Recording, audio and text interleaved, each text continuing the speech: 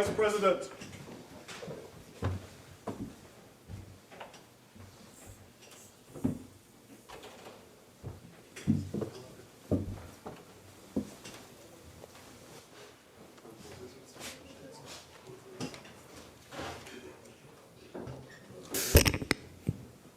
Senator Mose, Minister of Foreign Affairs.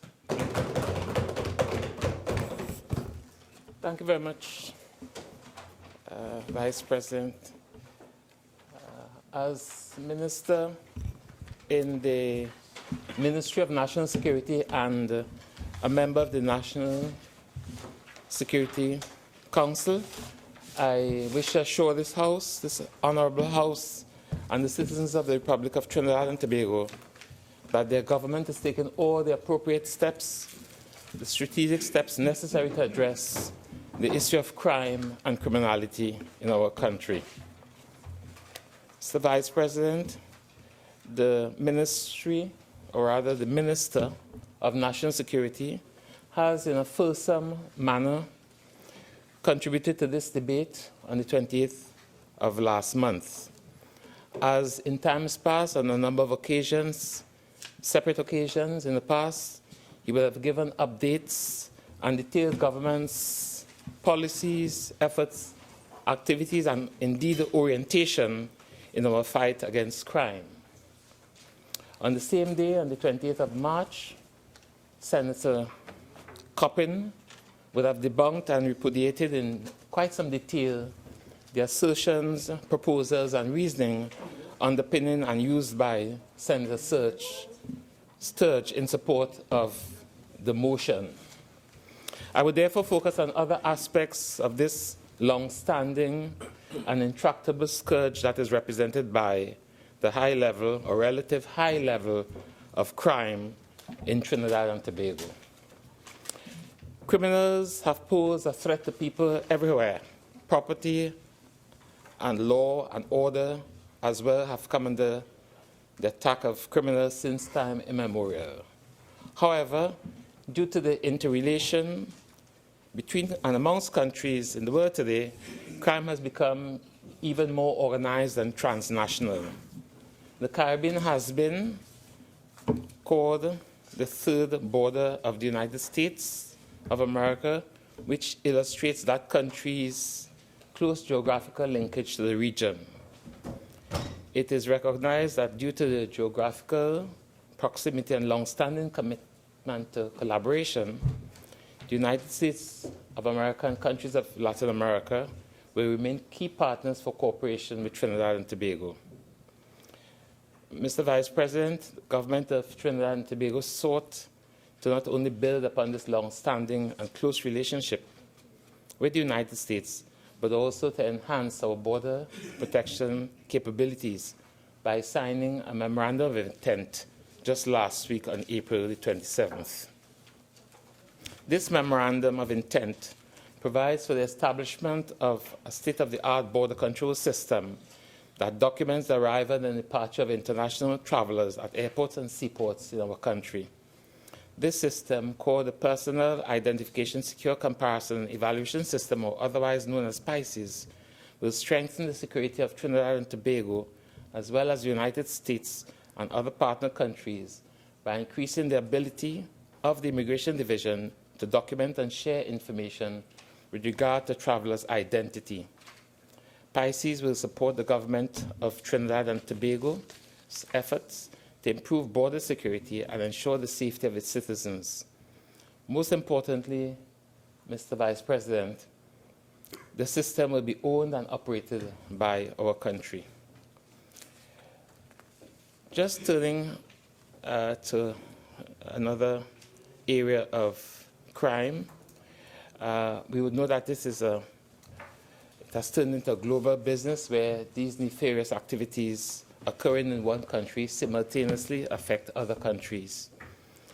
Global criminality, which manifested itself in localized violence within countries, has the potential to turn into widespread threat to societies of citizens, cities, indeed states, and even entire regions.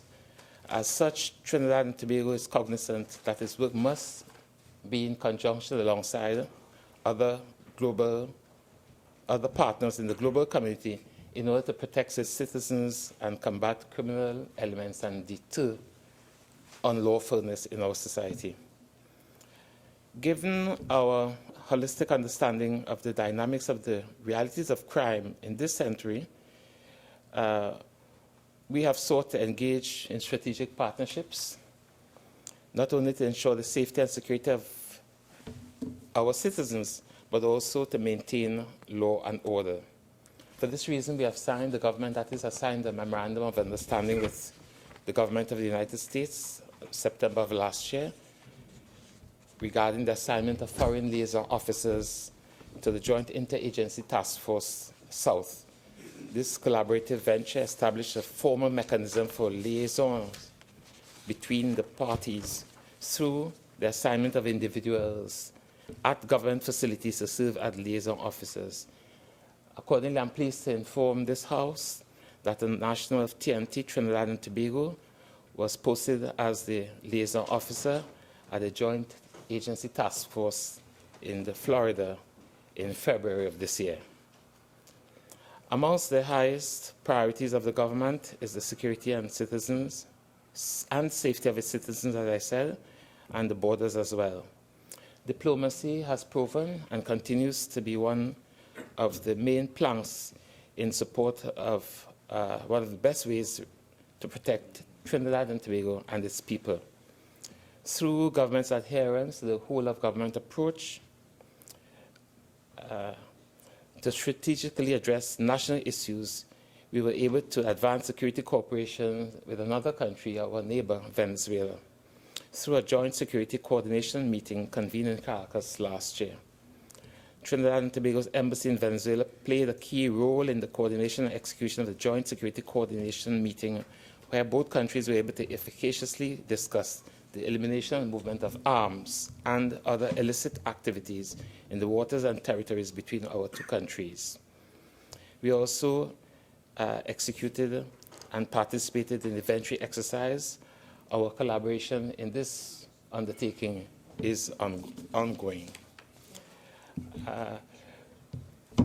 We also, as part of our bill to accomplish our goals outlined in our official policy that is coming out of the PNM's manifesto for the last national elections that were held in 2015. We have recently granted instruments of appointments to 2 additional heads of mission.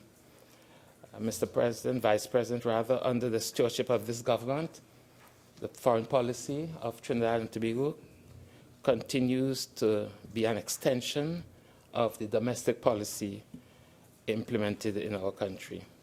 Therefore, the appointments of these heads of missions to the United Kingdom and Costa Rica will continue to not only emphasize Trinidad and Tobago's interest in furthering bilateral strategic relationships and partnerships, but also will be utilized in pursuit of addressing our domestic needs in areas including national security.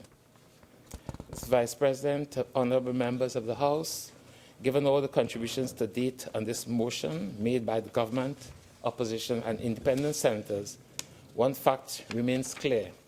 All stakeholders must work together in order to effectively address the issue of crime.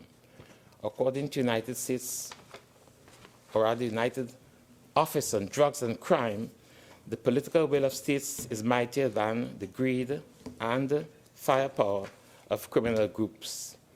The political will of this government in the area of fighting crime is clearly manifested in the decisions we are making and the systems we are putting in place on the ground, about which many of my colleagues would have spoken. It is also evident in the bilateral arena where, outside of the public eye, critical decisions and agreements have and are being reached.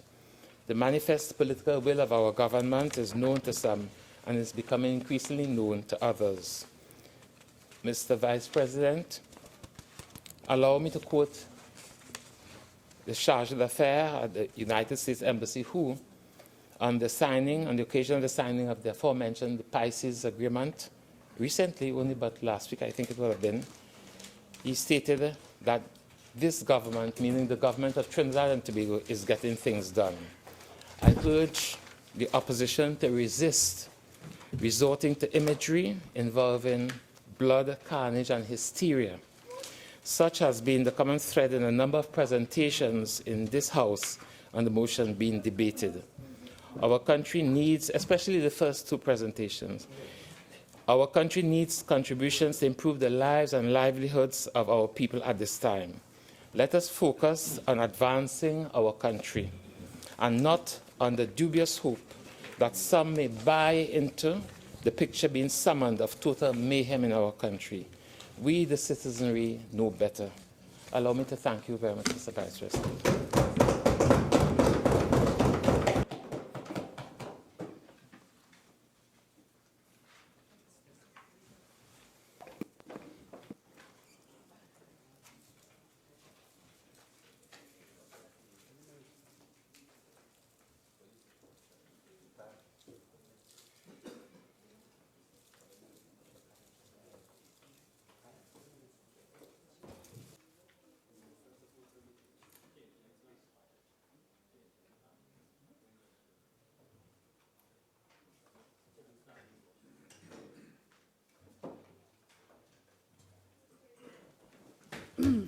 Senator Ameen. Mr. Vice President, I want to thank you for this opportunity. I really have been looking forward to contribute to this debate, as it is an opposition motion that calls on the government to take all immediate and necessary steps in the shortest possible time to deal with the unacceptable levels of crime facing the citizens of this country. And today, as I speak, 164 persons have been murdered in Trinidad and Tobago. Mr. Vice President, that number could vary because in the last few months, we have seen many days where multiple murders are committed. Mr. Vice President, never before in the history of Trinidad and Tobago has there ever been so much blood in our nation due to murders. 164 murders in 4 months. And carnage. And so sad to hear the Honorable Minister of National Security, who spoke just before me, ask that members of the opposition, and I quote him loosely, refrain from using imagery of blood. I don't know how many members who sit in this House ever personally, firsthand, see what happens when a person is gunned down in the street. Blood flows in the street. The image is not optional. It is a reality every single day in Trinidad and Tobago. And I have seen it. And every day, families live through this trauma over and over again. For the minister, it might be optional to expose himself to that image. But for many in Trinidad and Tobago, many citizens, we have no choice. This blood, Mr. Vice President, is on the hands of the People's National Movement. I wonder if these words sound familiar. And if the government can't deal with crime, then the government itself is part of the problem. Who said that? Who said that? Who said that? That was reported in an article in Express, July 29, 2015. And they were quoting Keith Rowley, then leader of opposition, Dr. Keith Rowley, now Prime Minister of Trinidad and Tobago. Sorry, change. And I ask if the thoughts of the Honorable Prime Minister has changed with regards to the government being part of the problem. Now that the shoe is on the other foot, it is convenient to attack what was done by the People's Partnership in government. And I'm so disappointed, and I hear young members on the opposite side spend so much time going on and attacking conveniently and selectively measures that were done. What you should have also quoted, what the member on the other side should have quoted, Mr. Vice President, are the statistics to compare crime and murder during the years when the People's Partnership was in government to the present government. In the 18 months, what have you done? What has the People's National Movement done? What has this government done to reduce crime and to deal with the scourge upon our nation? The government must answer to the people, and it is the role of the opposition to hold the government accountable, and the opposition is doing our job. Are you doing your job? It is time to do your job. The government must answer to the people of Trinidad and Tobago, Mr. Vice President. They are in charge now, and they boast about it. You are in charge, but you are not dealing with the problems. Mr. Vice President, in the face of the failure of this PNM government to deal with crime, it is the opposition, the responsible opposition, that brought this matter to be debated in the Parliament of our Republic. A responsible government would take the opportunity to account to the population. You have been in government for just over 18 months, and what I would have expected to hear in this debate from particularly members on the other side who are ministers of government, their plans and how their ministries' programs would fit into them as a government dealing with crime and the scourge of crime. I thought that this government, if this government was a responsible government, it would have been putting forward solutions in this debate brought by the opposition. This government, Mr. Vice President, should be assuring citizens by outlining the measures that they have put in place, that they intend to put in place, the objectives and the time by which we could expect some results, and engaging citizens to get them on board. But this government has no clear plan or no plan at all as to how to deal with crime. I am saddened as a citizen. Apart from being a member of this House, I am saddened as a citizen of this country at the government's failure to account to the nation on crime and the spiraling rate of murders. The members of government continue to blame the opposition, blame the police, and I tell you, all those utterances are ringing hollow with the citizens of this country. You blame the opposition, but what is your solution? You blame the police. And I want to say, Mr. President, that the protective services, the police as well as the other protective services in this country, there are many hard-working officers who put their lives on the line every day. And the constraints that they work with oftentimes ought to be addressed in a holistic way. And simply attacking the police service is not going to get results. The crime fighting and a strategic approach to crime fighting, policies regarding laws and strengthening our officers' ability to implement laws rests at the feet of the government of the country. What we have seen is a lot of talk and promises and really PR on measures to be brought to Parliament. We have had the bail bill, we have had the SSA matter that came through this House, we had the bill to appoint the police commissioner. These were named, Mr. Vice President, these were named as the government's crime-fighting methods, you know. And I wonder if they have measured the results they get. The appointment of a police commissioner, because of the incompetence of the Attorney General, was struck down in court because it violated the Constitution and so on. There are some other measures, the trial by judge alone that recently came, which, Mr. President, I mean, in that debate, we would have contributed on our thoughts to that. But all of these measures are measures that will come into play after the crime is committed.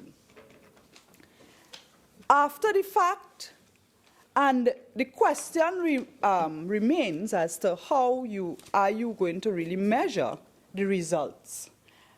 Are you going to attack the violence with more violence?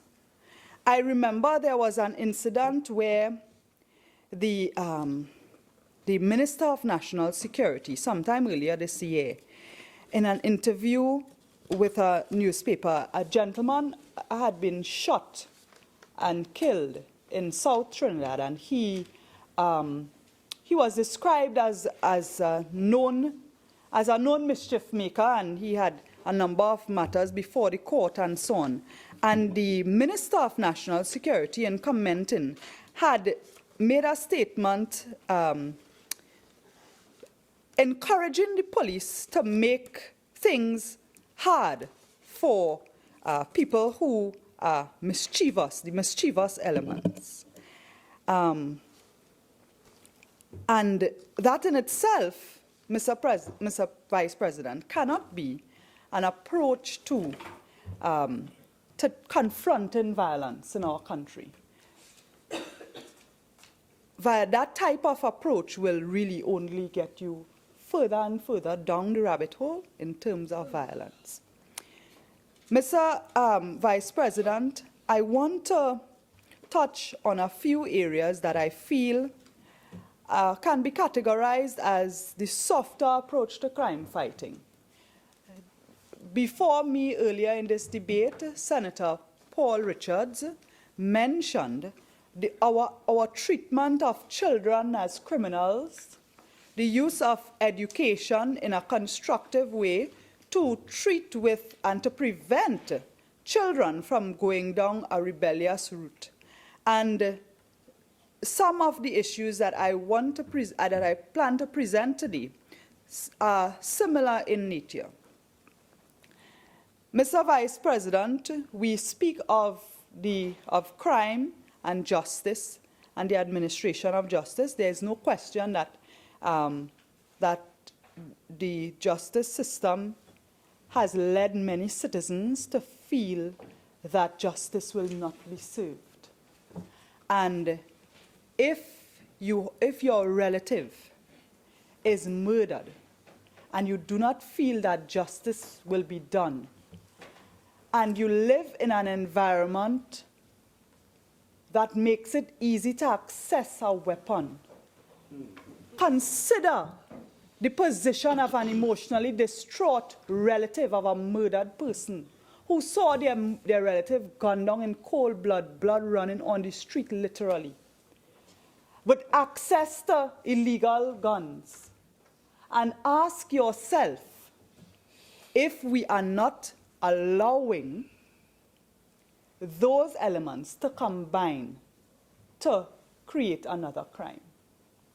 So from the perception that justice will not be done, it follows very often that the citizens take justice into their own hands, and you have a lot of reprisal killings because people also feel that they may not even be arrested. Mr. Vice President, I expect that hopefully somewhere along the debate, we could hear from the government as to the infrastructure that is required in terms of courtrooms, the court spaces that are suitable to the effective administration of justice, to deal with case management and expedite the system, prevent backlogs, but also court spaces that are suitable to mediation and dealing with families and troubled children, as mentioned by Senator Paul Richards before me. I would like to hear from the government the further legislative support which could be brought into being to facilitate that type of approach to crime fighting, as opposed to just the punitive measures. We have seen cuts in funding in various areas, but there are many agencies and departments, such as the Children's Authority, the Children's Protection Unit, the Family Court, that I would like to hear the government account in this debate, because those things have an impact on the rate of crime. Mr. Vice President, when the People's Partnership was in government, we had a Ministry of Justice. And that ministry through that ministry, the government had made a commitment to deliver on the promise to the people of Trinidad and Tobago to modernize the administration of justice in our country. In early 2013, the partnership agreed to spearhead the construction of 4 judicial centers. One was in Sandy Grande, one at Trincity, one at Carsonfield, and one in Superior. If we are going to speak about the modernization of justice, if we are speaking about increasing the efficiency of the justice system, and as a deterrent to crime, the government has to speak about giving the judiciary the support to having an environment that is conducive to that. That would also include spaces for mediation and counseling, and which we cannot do in the present atmosphere at the courts, and where, in terms of space and so on, they really are challenged. The dignity of the court must be maintained. Under the People's Partnership government, the designs of those buildings really shifted to reflect that change from using the retributive methods of punishment to include more restorative techniques for offender management. And I think this is particularly important when it comes to young offenders. And I'm mentioning that as Senator Paul Richards said something that really stuck with me, in that he had a difficulty calling children criminals. And so if we take them to the courts and treat them like criminals, we may be in fact causing them to become repeat offenders.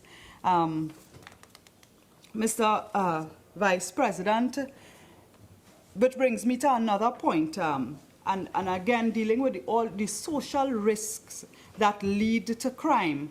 And if they are not addressed by the government, we will continue to see murders increasing. Madam President, parental criminality, where either one or both of parents are involved in crime, is considered to be a risk factor behind the development of criminality in children and in adolescents. Apart from even the actual parents, the very environment where it's almost normal to see laws being broken. There are children who grow up seeing illegal firearms on a regular basis. It's normal to them. And there are several studies that I looked at that indicated positive relationships between parental criminality and criminal behaviors in children, which can be referred to as intergenerational continuity. The results, I just want to mention some figures, Madam President. The results of the Cambridge study, focusing on a sample of 411 South London boys, revealed that parental criminality is especially a risk factor for children ages 8 to 10.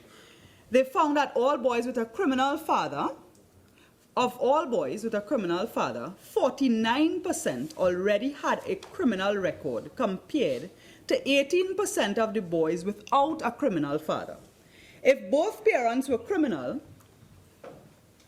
about 63% of all boys had a police record, compared to 41% with one criminal parent. Thus, the higher level of criminality in a child's family background, the higher the risk of its criminal behavior, and it appeared that criminal mothers had a stronger influence on girls and fathers on the boys. unfortunately, there are no, I didn't find any similar studies with regards to criminality and parents in the Caribbean or in Trinidad and Tobago. But certainly, these statistics may be reflected in what takes place in our own country and should inform us about the approach we should take to fighting crime. Therefore, the question must be asked, what are the programs that the government intend to introduce, pilot, or continue to ensure that these young children, these teenagers who may be exposed, who may be at risk, are captured and protected in the right time. Previously, there was a Ministry of Gender and Child Development that was responsible for a lot of counseling programs and so on that reached out to those at risk and vulnerable youths. You know, they call it all kind of thing. They try to put all type of politically correct phrases. When you live in an area where a lot of crime is reported, you are stigmatized. Young people are stigmatized. And these programs really serve to reach communities like those to remove some of the risk and the susceptibility of these young people to turn into a life of crime.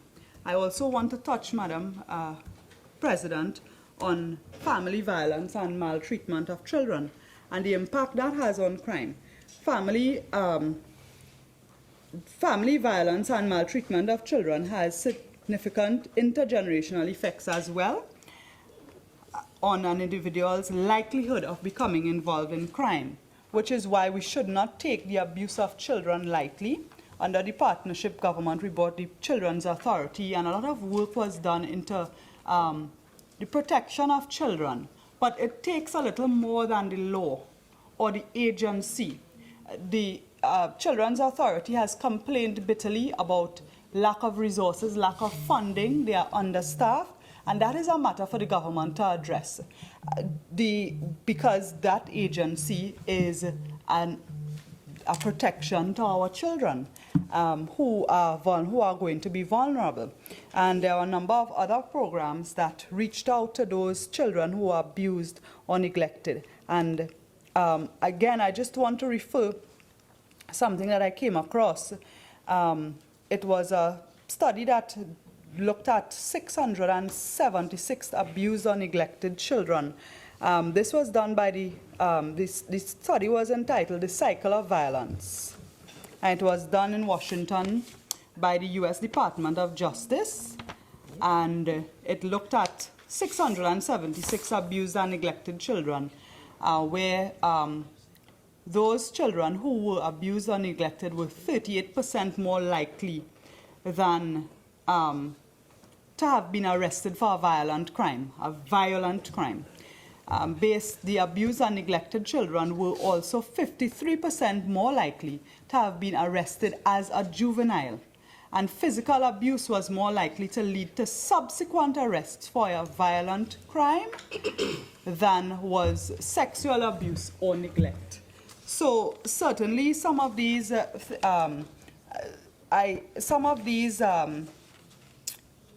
approaches ought to be looked at to, when you think about what our young people are exposed to, the delinquents, when in terms of young people who are delinquent, who get into drug abuse, who have other behavioral problems in those adolescent ages, 14 to 18. I want to ask if this government will continue to invest, well, let me rephrase that, Madam President. I want to call on this government to continue to invest in programs which will assist victims of abuse from turning to the lives of crime through life skills development and other character building initiatives. As a nation, we must do all that we can to not only protect the victims of crime, but the potential criminals. If you want to put it like that, I know we don't want to call our children criminals, but the fact is that children who become criminals are at risk, or they are victims in their own way. So we must protect them from being drawn into a life of crime. If we have to address these issues, we can see young people being more productive and not reaching that point where they are arrested, they get thrown into the criminal justice system, justice is delayed, they stay on remand for years, and again, more crime is more criminals are being trained in that way.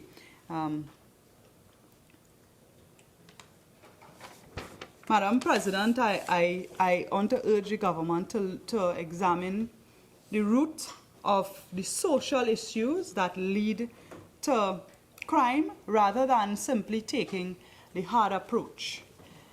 And while there is space for that and enforcement, there is also a need for us to take an approach that will encourage, provide opportunities and alternatives to a life of crime. The other two critical components, Madam President, that I want to touch on, which would lead individuals to being involved in criminal activities, are education and employment. Earlier, Senator Crystalline Moore, temporary Senator Crystalline Moore, mentioned unemployment and the increasing rate of unemployment in Trinidad and Tobago. And I was appalled to hear and see the responses from members on the other side. Really irresponsible and childish, you know. And I wonder if they are serious about this thing called governance. You know, the incompetence is just overflowing. And on top of that, you know, you have the arrogance and then you have this childish display. The fact is that rising unemployment, that unemployment and lack of opportunities, lack of education, does have an impact on crime. Education has an important role in influencing an individual's opportunity for success in society. Non-participation in school-level education is a risk factor for later delinquency. And I mean, sometimes I wonder where, you know, when I see the reaction, and I really wonder where some of these people live. To me, it's as clear as day when there are no opportunities that, in legitimate opportunities in terms of education and employment, that crime is an opportunity that presents itself and the rewards are there. And it may not be a person's first preference, but sometimes they feel they have no choice. And for the members opposite to try to diminish that point being made from this side, it really, you know, it really is mind-boggling. And I want to tell you that the population really will not be fooled by your behavior. Madam President, what we have seen over the last 18 months is that this government continues to strangle wholesome opportunities that leave young people vulnerable to crime and violence. The neglect of the education of our children, our most essential human capital.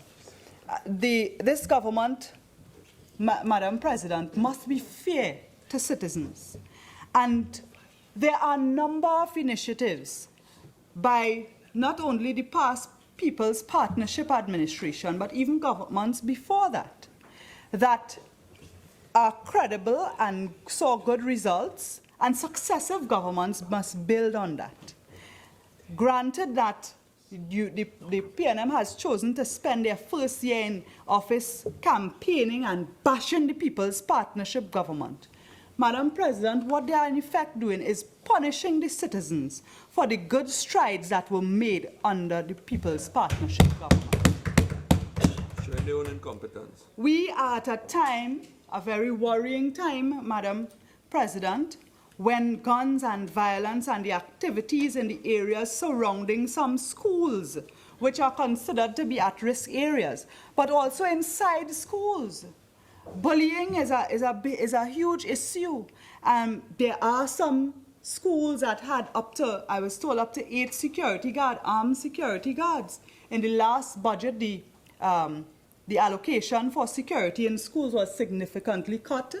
That as well will have an impact on the behavior that we see in schools, because you simply don't have the security to help deal with some of these violent situations that erupt. And I wonder if the cuts in the budget for security in schools by this government has anything to do with the increasing violence in schools today. You must ask yourself that. And, you know, when we see those vulnerable children being left, you know, who are innocent victims of crime. A schoolboy was found dead in a drain behind his school. And the government didn't seem to think that that was related to the school. I wonder if any one of them who are parents would send their children to school and feel comfortable if he was found in a drain dead behind the school. And these activities, these incidents are normal. And the minister wants to ask that we don't dramatize and paint images of blood flowing in the streets. Tell that to the parents who lost their children due to violence in the last 18 months. Madam President, the issue of young people, the youth of our nation, the opportunities and how lack of opportunities tie into violence and gang activities were touched on earlier in the debate. And the fact is that this PNM government has left the youth of our nation fearful, vulnerable, and neglected. I'm just reminded of I'm just seeing my note here, where it was on the 21st of October, where there was the incident with the father in South I mentioned, who was gunned down by the police. And Minister Dillon was speaking at a function, but and this was quoted in that article as well. So I just want to jump back there, Madam President, where the minister, the Honorable Minister of National Security, said, and I quote, "harass individuals and make their lives untenable." He was speaking about individuals who have been disruptive or had run afoul of the law. The minister was condemned. The police must not operate above the law, and the police cannot gain the respect of the youth of our nation and the citizens at large if they continue with action like that. But the minister cannot expect to see a dent in crime if he is endorsing that kind of behavior by the police.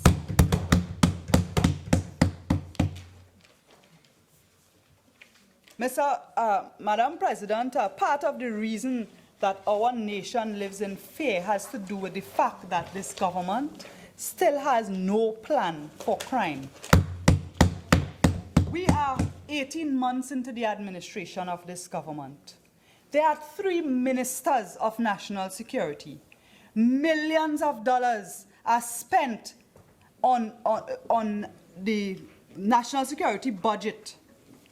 And what you have as a result is the highest murder rate in over 2 decades in this country. Madam President, it is very clear that this government really has no clue. And what you have is that cluelessness being coupled with arrogance. Mm-hmm. And in the face of that, Rome is burning. Blood is flowing. Mm-hmm. Carnage on the streets. If the government cannot deal with crime, then the government itself is part of the problem. And if they cannot do their job, they should resign. Resign. Madam President, there is no doubt that the lack of opportunities and the massive cuts in Well, I don't. Let me tell you, I'm saying it nicely by saying massive cuts in employment and all these things. The fact is that people losing their jobs every day.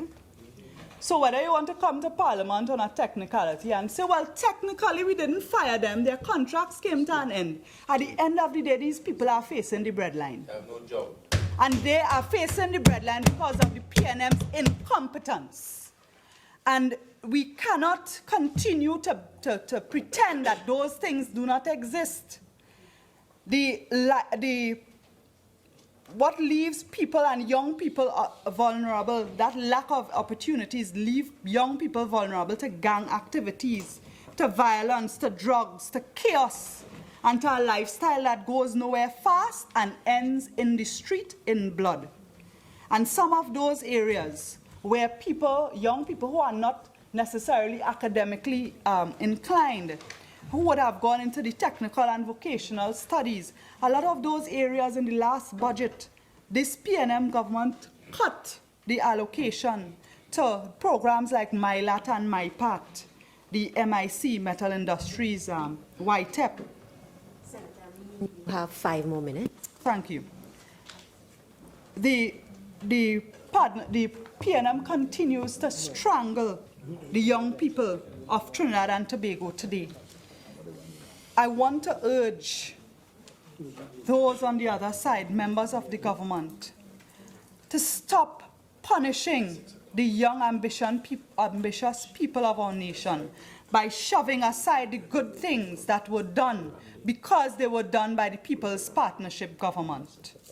Successive governments ought to build on what happened before and build our nation, create opportunities for our young people. Both education and unemployment are linked, as the former contributes to the latter, and therefore we must serve to address them both. The youth, education and unemployment, but you also have adult education and unemployment. And it is not to say that a person who is not educated automatically goes into a life of crime, because the fact is that there are many who are educated, very well educated, but because of the current atmosphere, because of the mismanagement of the PNM, they are losing their jobs, very well qualified people. They as well are facing frustration. Don't feel that everybody who involved in violent crime, that they're uneducated and dotish, you know. There are people who are very smart, some very educated, university graduates, but the opportunities that presented themselves that looked prosperous are what led them down that road. Therefore, the government has to really really treat with opportunities and employment to have an impact on crime and crime fighting. Madam President, today we have a motion brought by the opposition on crime. The issue of crime and murder in Trinidad and Tobago has been on the forefront of national discussion for many months. And what is, I think, very concerning is the government's seeming Indifference. They are very indifferent about what is happening. They are very disconnected. I wonder Could the echoes in the room allow Senator Ameen to finish her contribution? Thank you, Madam. Sorry. Thank you, Madam President. I do appreciate the support of my colleagues. Madam President, this government cannot continue to operate in the manner which they have been, in terms of being arrogant, in terms of ignoring the population. There are times when you have to do your job, and sometimes it might be unpopular, but it is very clear in the public opinion that when it comes to crime and dealing with crime and violence, this government is incompetent, this government is part of the problem, and if they cannot deal deal with the problem, Madam President. There is a solution. Call an election and let the people decide. I thank you. Minister of Labour and Small Enterprise Development.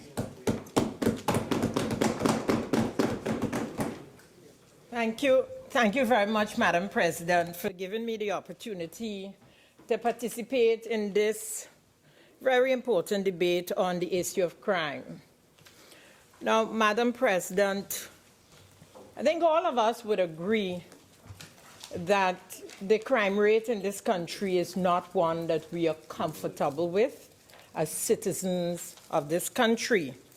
Because no matter if we sit on this side as the government, on that side as the opposition, or even our colleagues who are independent senators, when we leave this place and we leave this space, we are citizens who live in communities who could be affected by the crime. So crime is all of our business.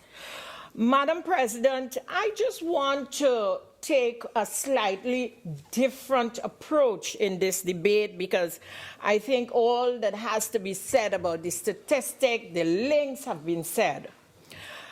I want to look a little, Madam President, what is causing crime in this country? What is causing it? Madam President, learned psychologists have indicated that there are basically 5 main causes of crime. 1, the need that arises out of poverty. 2, the influence of drugs, alcohol. 3, they believe that the society is not giving them enough and therefore it is their right to take back. 4, to either gain money or to gain wealth. And 5, you have the impulsive crime. But there are other factors, Madam President, when we look at our own scenario. At the top of the list, Madam President, I would place lack of proper parenting, and I will come back to these issues and drill down a little more if time permits. Then you have, Madam President, the influence of cable television. Combined with that, you have the influence of social media. In addition, Madam President, we have the situation where there appears to be easy access to guns, drug trafficking. And Madam President, we must not rule out that phenomenon called corruption in high places. And then the other issue about belonging to gangs. Now, Madam President, let us take a look at the lack of proper parenting. I mean, all of us who are parents seated in this chamber or the ordinary citizen, we can be the best of parents, Madam President, but we cannot supervise our children 24/7. And therefore, the possibilities of external influences occupying the minds of our young children is very real. All of us as parents must face that reality. Now, Madam President, how many of us as parents check on our children? For example, check their school bags on a regular basis to see what is in their school bags. Yes, indeed, the father of this nation did say that the future of the country lies in the school bags of the children. But, Madam President, there are other things that can be found in school children's school bags. For example, if you are going through your children's school bags and you identify certain objects that do not belong to them, what do you do as a good parent? I know, Madam President, when I was growing up, and I am sure that is the experience of almost everyone seated in this chamber. If you go home from school and you had any item that did not belong to you, you will get a ringaise, or you will get some slaps, or you will be instructed. I know it. Senators, honorable senators, it is now 6 p.m. You may recall that earlier in the proceedings, leave was granted to Senator Ramdeen to raise a matter of urgent public importance. Senator Ramdeen, you have 20 minutes. Madam President, I want to first thank you for exercising your discretion under Standing Order 16 to allow me to raise this matter of definite urgent public importance. And the matter that I wish to raise by virtue of this motion, Madam President, is the failure of the Ministry of Public Utilities to ensure that citizens throughout the country receive a continuous and proper supply of water.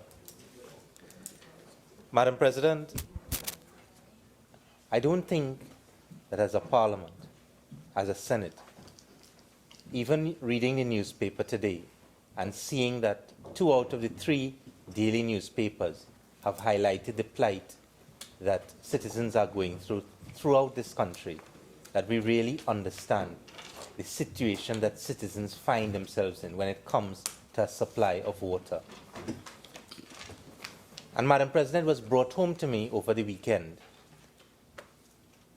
Over the weekend, I was in Icacos, and I found it strange to see 2 large black cylindrical tanks at the side of the main road. And next to those tanks, there were police officers with a police vehicle. And I asked the people who were close to me, well, what is going on? Why do you have police officers next to these 2 large tanks? And the reason why the police officers were there is because those tanks have been put there. Water is placed in them at intermittent periods, and the officers are actually there, armed, to guard the water that is in those tanks that are put there for the villagers in Icacos, Fullerton, and Bamboo Village. Those citizens in those 3 areas, Madam President, Fullerton Village, Bamboo Village, and Icacos, have not had a supply of pipe-borne water for the past 45 days. It is unbelievable to see that you have children who have little buckets that are toting water to their homes from a river. In 2017, with a budget of $55 billion, we have reached back to the position where you have people at the side of the road by a standpipe. Most of the times the standpipe has no water in it, but you have children and parents taking buckets to take water to their home in 2017 in Trinidad and Tobago. Madam President, it was a UNC administration under former Prime Minister Baptiste-Primus in 1995 to 2000 that coined the slogan, Water for All. It was a vision of a UNC administration to provide water for all of the citizens of this country. We mustn't forget that at that time, we always like to be reminded between 2010 and 2015 what the price of oil was. It was over $100 a barrel. But when Baptiste-Primus and the UNC administration were in office between 1995 and 2000, oil was $9 a barrel. And they had the vision to say we should have water for all. Madam President, in 2010, when the UNC came into power, let me give the people of this country an idea of what they meant. After all of the oil and gas and LNG between 2005 and 2010, when they came into office in 2010, 18% of Trinidad and Tobago had water 24/7, a supply of water. And 38% of the country were getting water 5 days for the week. 18% and 38%. By 2015, under Kamla Prasad Bisesa administration, 60% of the people in this country had a water supply 7 days a week. 80% had water 5 days for the week. I stand next to my friend from Tobago. In 2010, 23% in Tobago had water 24/7. In 2015, that figure had reached 70% in Tobago. I want to use the opportunity, the short opportunity that I have, in the short time that I have, to be a voice for those people in all of the different areas who for the past few days and for the past few months have not had a supply of water. A supply of pipe-borne water, Madam President, to bathe, to cook, to clean, they don't have. The people, and it isn't confined to one particular area, no, Madam President. From Brazil to Talparo, Morva, Lopino, Paramin, Carapo, St. Joseph, Five Rivers, Tableland, Mount Dore, Barrackpore, Debe. Madam President, one has to ask, what is really going on in the Ministry of Public Utilities? I left Ikakas on Saturday, where people had to take water from a river to take to their homes, to clean their homes. And on Sunday, I'm passing on the Beetham, and at the entrance to the landfill, you have a big fountain up in the air, gallons of water wasting. And one is wondering that you have people in this country who can't get a pipe-borne water supply. But on the Beetham, you have a fountain of water, thousands of barrels wasting, and nobody does anything. People in this country, in Ikakas, the councillor for Ikakas, you pay tribute to him, a UNC councillor, Shankar Tilak Singh, had to buy 20 cases of water and distribute to the children in Ikakas because they didn't have water to drink over the weekend. They didn't have water to drink.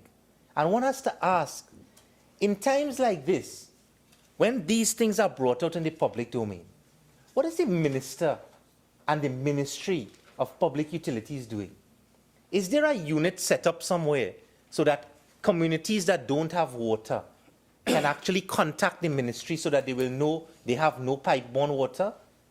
You have communities that don't have water for 45 days. Can any one of us actually comprehend what it is like to live without pipe-borne water for 45 days? We have, Madam President, what is even more inexplicable is that the minister has told the public, well, there's no shortage. So if there's no shortage, then what has happened to the water supply in our country over the past few months? It has simply just broken down? Is it that the system has automatically collapsed? You have a black market now that has developed where the commodity that is being traded is water. People are paying $1,000 for a tank of water, $1,000 in these times for a tank of water. And you have people being robbed with their truck-borne supply of water. I mean, one has to wonder what is really going on in our country. Madam President, every single community that I called out just now, you have people burning tires for water, blocking the road for water, Madam President, in 2017. And these people who have no other choice but to protest. You have in the Daily Express today, an article written by Michel Lobon.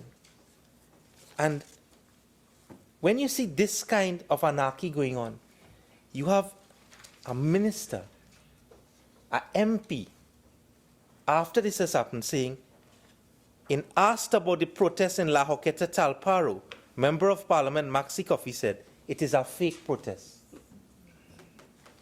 This protest is not about water. It's a UNC protest organized by UNC Council and some supporters. They have been organizing it for 3 months. Over the last week, there was a water shortage.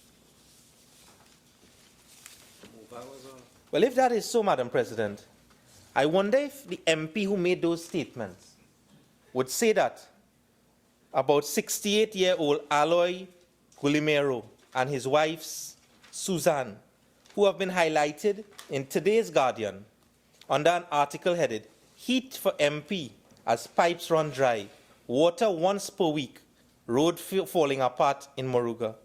I'm not going to go through this, Madam President. What I want to highlight about this is that it has been reported in the daily newspaper that in this particular community in Moruga, you have 800 residents, and their supply of water once per week is to fill two 1,000 gallons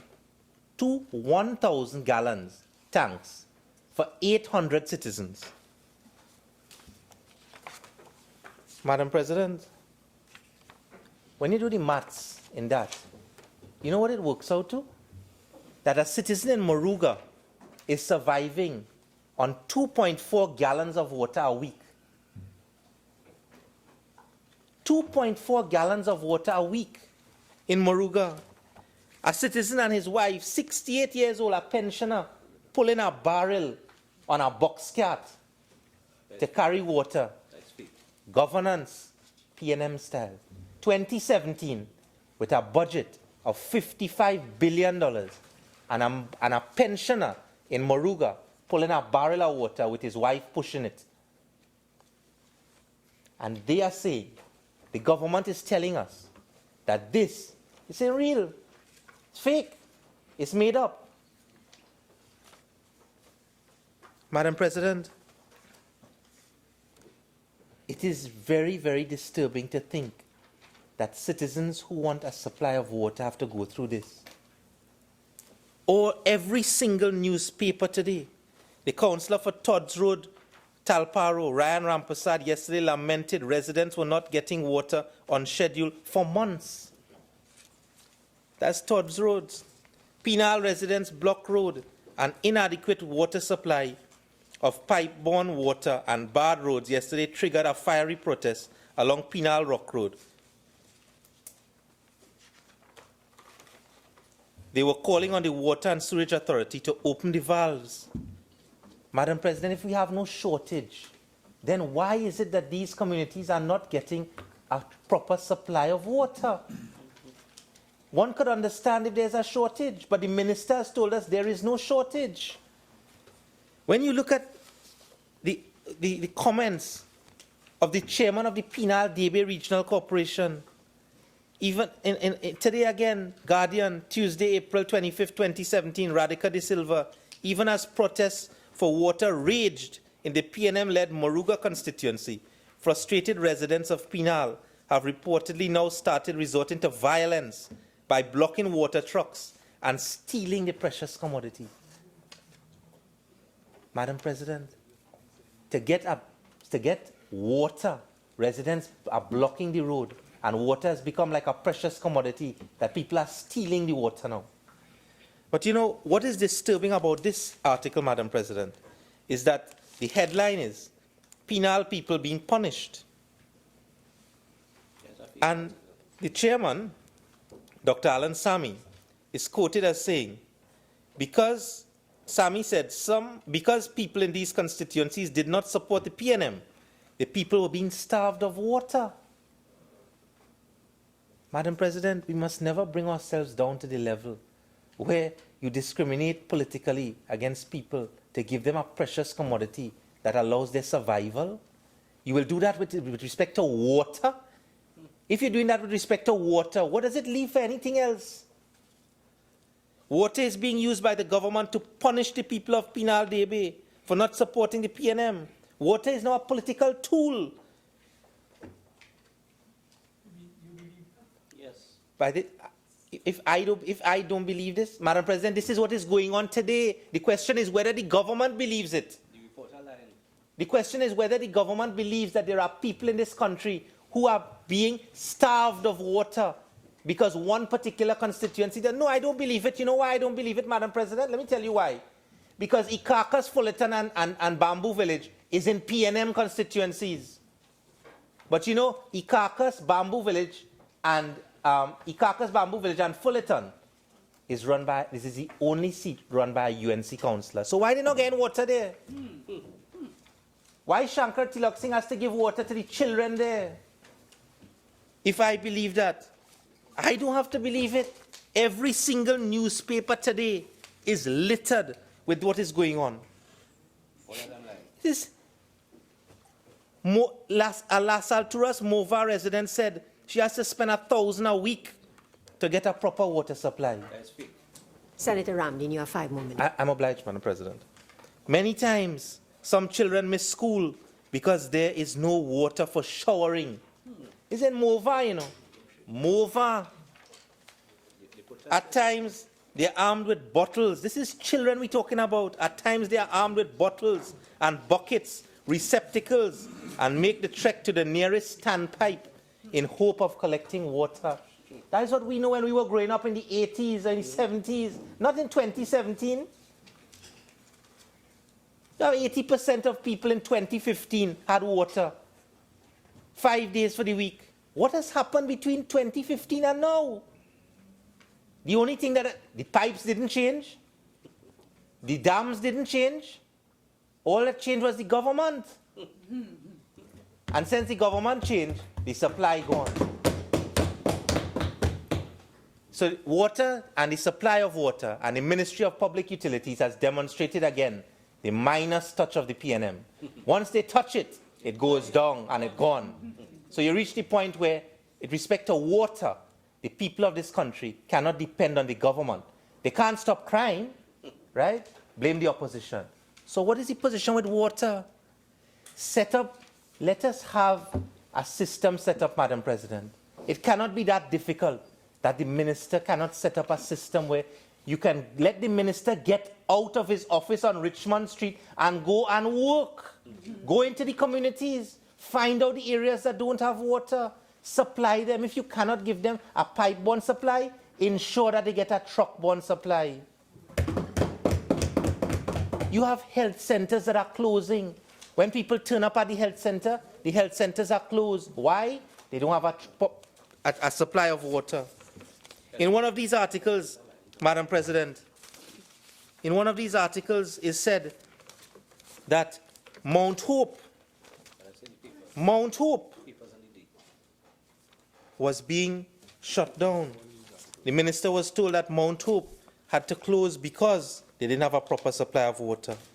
Protests over bad roads, no water. Residents of Todd's Road in central Trinidad staged a fiery protest yesterday to highlight the lack of proper water supply and deplorable roads. This is Guardian again, Tuesday, April 25th, 2017. Sastri Budan. He said the community of around 4,000 people receive a weekly supply, but the pressure was too low to reach their households. Ramprasad said the roads in the community were deplorable. I don't know, we might believe that too. Councillor for Queenam, Mondiablo, Dipti Ramnath called on the police to protect the truckers. To protect the truckers. He said the South region's retention dams, including the Petrotrin Dam, were not being maintained. Dipti also said the corporation had applied for 3 million gallons of water, but had received 800,000.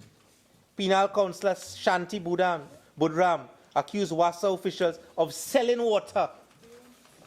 This is total victimization. Madam President, in 2017, we cannot reach the point where a government cannot supply proper water to the people of this country. They cannot supply proper water to the hospitals, the health centers, the schools, the businesses. Businesses are closing on a daily basis. Why? Because their toilets can't flush. And the minister tells us there is no shortage. There is nothing to worry about. Well, if there is no shortage, Madam President, then tell us why in almost every single community the people are starved of a proper supply of water. Water, it's a common saying, Madam President, water is life. And at the end of the day, if the government is starving the people of water, they are starving them to death. We are soon going to hear the meteorological office has issued warnings saying make sure and have a good supply of water, drinking water, because of the heat wave that is going on. And today, you have councillors having to buy water and give to children on the streets. It is unfortunate, Madam President, and I thank you for the opportunity for being able to raise this. And I hope that the Honourable Minister would be able to provide the country, not only the opposition, would be able to provide the country with the answer to why this is going on and what is the solution that the government is proposing so that the people of this country can once again have a proper supply of water. I thank you, Madam President. Sir, Utilities. I thank you very kindly, Madam President, for this opportunity to address the national community on this important matter, notwithstanding the exaggeration and hyperbole on the part of the member opposite. I want to begin with a little house cleaning. The member told us that 60% up to under the last administration of the population got water 24 hours a day, 7 days a week, and that 80% received water only 5 days per week. Now, I'm not describing the member, I'm saying that is dunce head mathematics. I can't understand it. And in any event, quite apart from that, it may not even be true. But that doesn't surprise me because that is what flows like water ought to be flowing in the taps of everyone in this country from the lips of my friends on the other side, on truths, evermore. The member proposed a motion here today. The matter is definite, and among the reasons why it's definite, he tells us that there are specific communities that are today, as we speak, without a supply of water that has been so for some time. He tells us that the matter is of public importance. Among other things, he says healthcare institutions such as health centers and hospitals are essential to the public are now under the threat of being shut down. They ain't shut down yet, under the threat of being shut down because they have no water. I would really wish I had the time to ask him to tell me which one. Because there's none. There's absolutely none. He made a comment, before I get into my details, he made a comment about Mount Hope. Last weekend I received a call that Mount Hope had no water and it was about to be shut down. I took the trouble to call the Chief Executive Officer of the the North Central Regional Health Authority, under whose purview the Mount Hope Hospital Complex falls. And I was happily informed, and not surprisingly because I know different, I was informed that the Women's Hospital carries a large tank farm, close to 100 million gallons, close to 100,000 gallons, and it was the capacity and there was no issue with water there. And in respect of the main hospital, they had much more capacity than 99,000 gallons. Think about 140,000 or more. And it was up to capacity and there was no problem. Later the night, perusing Facebook, I saw the story about Mount Hope, but by then I told my caller that that was all nonsense, rubbish, perpetrated by some people in this country behaving like terrorists, just as they do with crime and other things, trying to stir the population and to create unrest, hoping that there might be some political benefit from it. Having said that, Madam President, having said that, I heard the member, the senator, tell us that imagine with great aplomb, and apparent faked consternation.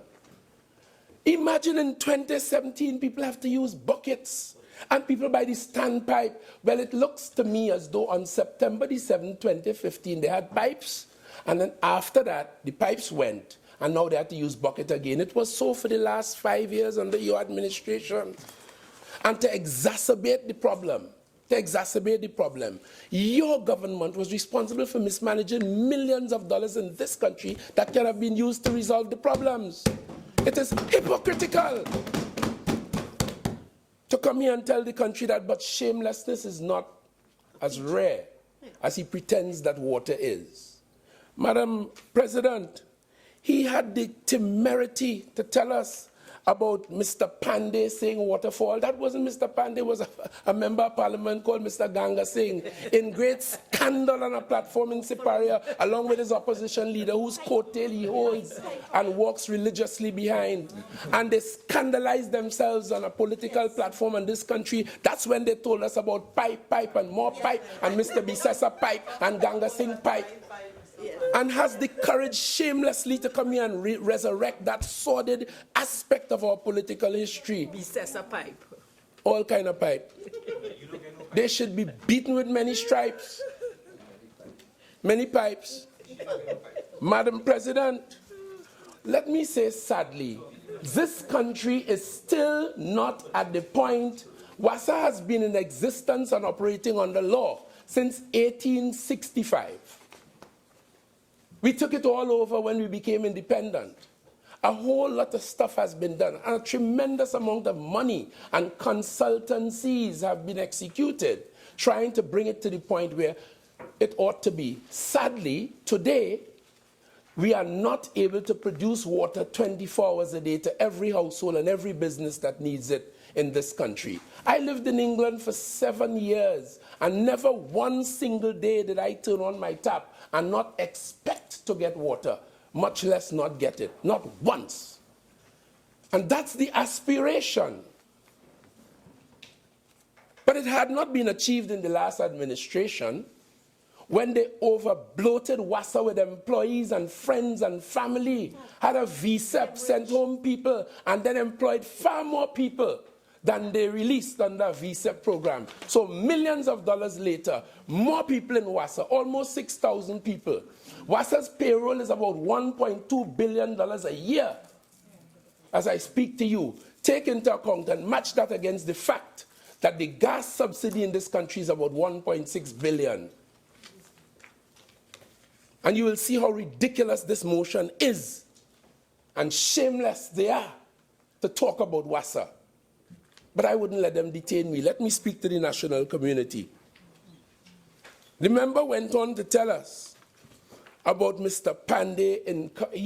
There was oil at $9 a barrel. Yes, but even though the oil was only $9 a barrel, they went into the airport and created one of the biggest corruption scandals in this country. What was supposed to have cost $400 million ended up costing us $1.6 billion. Here is it. Minister, you have responded to something that was said, but now can you move on, please? Most obliged.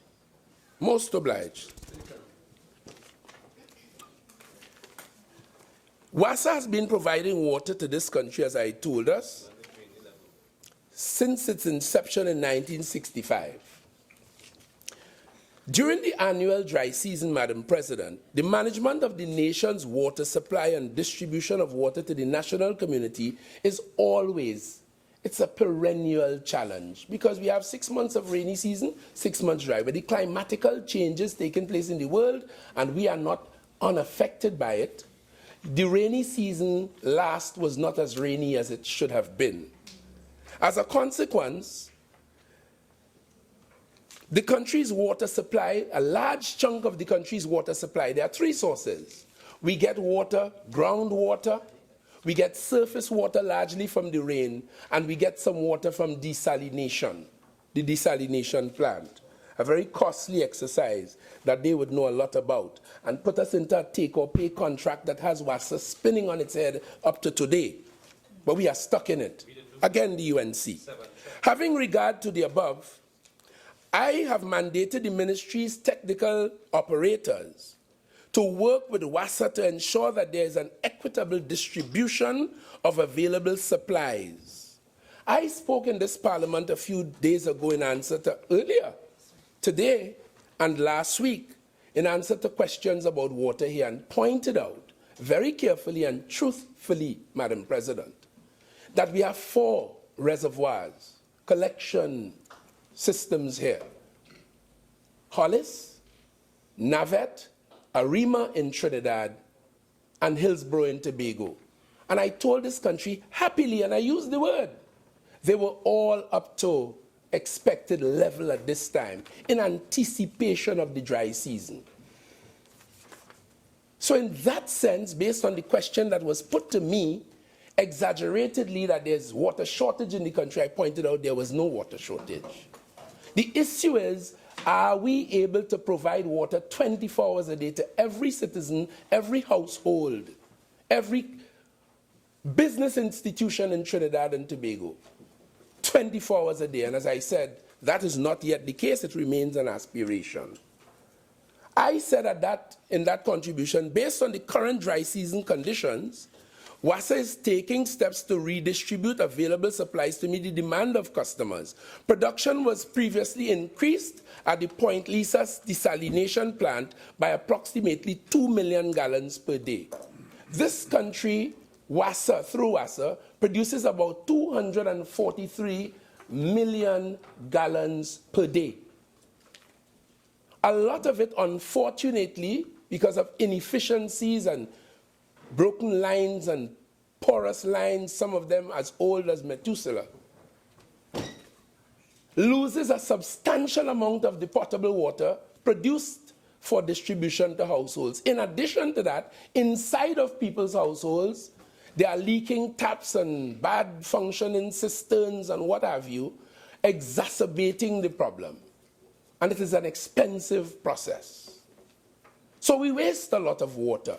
And one of the things this minister has to do in this capacity is to take action to cause WASA to become much more efficient in that sense and to deal with this wastage of potable, non-revenue water. And that's what I'm about, not the scandal and the hyperbole that my friend seems to enjoy. My friend raises the question. So as I was telling you just before I press on, in the dry season, we anticipate that WASA will be increasing production at its Caroni and Hollis water treatment plants in Trinidad and Hillsborough water treatment plant in Tobago by approximately 11.3 million gallons daily, all in anticipation of the very predictable dry season. And these are, WASA has a tremendous amount of experience over the years. They operated in the last 5 years. Under the last government, same WASA. And they are coping and trying to cope with the issues of distribution of water equitably around the country. We have not yet begun to impose any restrictions in Trinidad. Some exist in Tobago. But if it becomes necessary, we will do it here. Because right now, with less rainfall, the rivers that flow into our water treatment plants have dropped from 65, 70 million gallons down to 60 gallons. Because that's a phenomenon of nature. It is the dry season as opposed to the wet or rainy season. And my friend doesn't seem to understand that. Is it that he doesn't understand nature or has no regards for the power of Almighty God? That's how it works. So we are doing what we have to do in that regard. And when I said that there was no water shortage, that is the context in which I used it. And indeed, the only thing perhaps he said accurately today is that water is a precious commodity. And then spoke about people stealing water. Well, he will know a lot about stealing in the country. In the country. In the country. Point of order 46.6. Senate Minister, please. Let us be careful about how we present certain arguments, okay? Yes. I'm very mindful of that, and I don't think I would offend the standing orders, but I'll press on. I'll press on.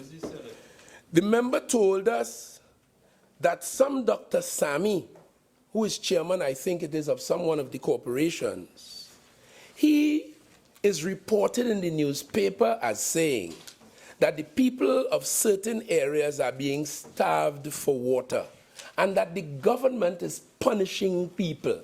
But in the same breath went on to tell us about MOVA, which I represented, which is a PNM-represented constituency, and that they are having a water issue too. And then told us in a word that they like so much, discrimination. Madam President, I assure you, we are not so simplistic, narrow-minded, unpatriotic, and foolish. We understand that we are the government and we are here to serve all of the people of Trinidad and Tobago. And that reckless statement about discrimination with water, that is political hype and hyperbole and designed to create a certain kind of behavior out there that might lead to the protests and so on that you see. But I want those people to understand that, of course, is not the case. We are not about that. We were not in government with no water to discriminate in 2015 and we won the election. We don't have to do that. They were kicked out of office. Sorry about that. Let me put it more palatably. They were thrown out of office on their necks. I'm obliged. And we were not there to turn or turn off any taps. And yes, some of the inefficiencies in WASA, I'll be the first to say, has to do with some bad management, bad planning, and indeed corruption. I could speak for an hour on bad management and bad planning, but to my friends on the other side, I need say nothing about corruption. Masters. I need say nothing about that. So, as I wind to a conclusion, I got WASA's management today, the entire management, and the entire board in front of us today, and we spoke about the situation in the country, and before I had reason to tell them, since earlier in the week they promised, and they delivered to the minister today a very detailed water schedule in light of the fact that we are in the dry season, in light of the fact that we have reservoirs up to the level now, which we have to use sensibly and sparingly, because as the rivers don't flow like they used to during the rainy season, you now have to go into your reserves, and you use that very sparingly. And that's what's happening. So we have devised a schedule, copy of which I have, and which will be published on Thursday and Friday of this week, a complete schedule for all to see. And everyone in the country will know when they are to expect water and on what days and in what circumstances, equitably and in the interest of all. Madam President, there's much more to be said, but I don't think I need say anything more except to assure this House and to assure the people of Trinidad and Tobago, who must reject and disregard the emotive, empty, baseless comments of the senator who spoke just before me.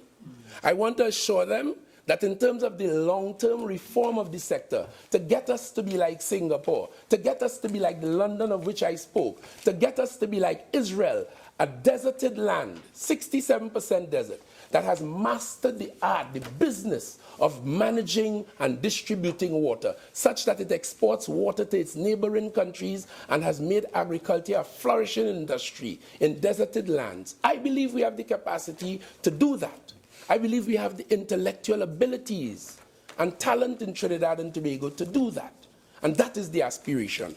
So insofar as the long-term reform is concerned, only yesterday we met at City Hall, one of 8 consultations around the country, where we are now planning something that they were supposed to have done but did not, to establish an independent authority, water resources agency.